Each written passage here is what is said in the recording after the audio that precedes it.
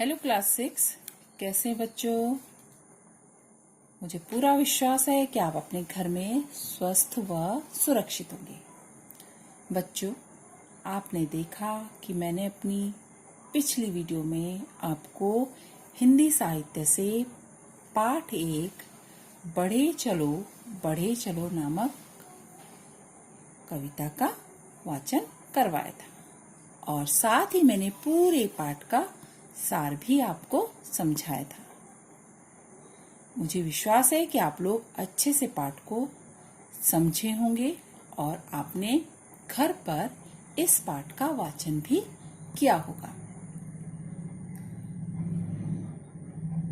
साथ ही मैंने आपको पाठ के प्रश्न उत्तर भी दिए थे जो कि आपने किए हैं, लेकिन आपने लेख का बिल्कुल भी ध्यान नहीं दिया है। बच्चों, आपको अच्छी लेख में इस पूरे कार्य को करना है। आगे बढ़ने से पहले मैं आपको बता दूं कि जो भी आप कार्य करेंगे उसको अपनी कक्षा कार्य की कॉपी में ही करेंगे और सफाई पूर्वक करेंगे। आगे के प्रश्न देने से पहले मैं आपको एक बार फिर से इस पाठ का सार समझा देती हूं ताकि आप अच्छे से पाठ को समझ पाएंगे। जो हमारा पाठ है, यह पाठ हमारा हिंदी साहित्य में संकलित है। ये कविता बढ़े चलो बढ़े चलो। इस कविता के द्वारा कवि सोहनलाल द्विवेदी जी हमें बता रहे हैं कि हमें हर परिस्थितियों में आगे बढ़ना है, हमें घबराना नहीं है।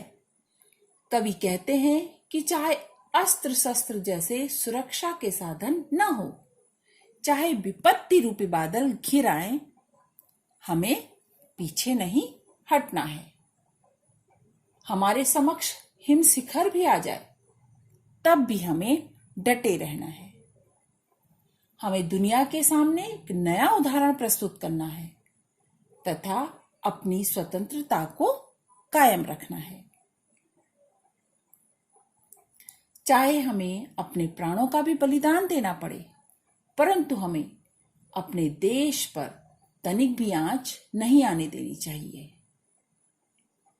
इस कविता में देश प्रेम की भावना को जागृत किया गया है और बच्चों में जोश और उत्साह को बढ़ावा मिला है। यह जो कविता है, इस कविता के माध्यम से हमें कवि बता रहे हैं कि चाहे व्यक्ति का जीवन कितनी भी कठिनाइयों व मुश्किलों से भरा हो, हमें हिम्मत नहीं हारनी है। ऐसी स्थिति में हमें कभी भी हार नहीं माननी, बल्कि कठिनाइयों का हमें डटकर मुकाबला करना है। पीछे मुड़कर नहीं देखना है।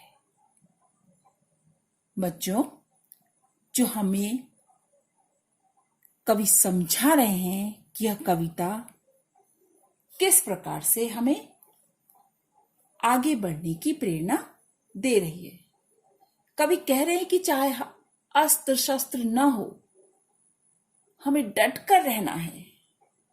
हमारे सामने हिम शिखर ही क्यों न हो, हमें अपना प्रण पूरा करना है।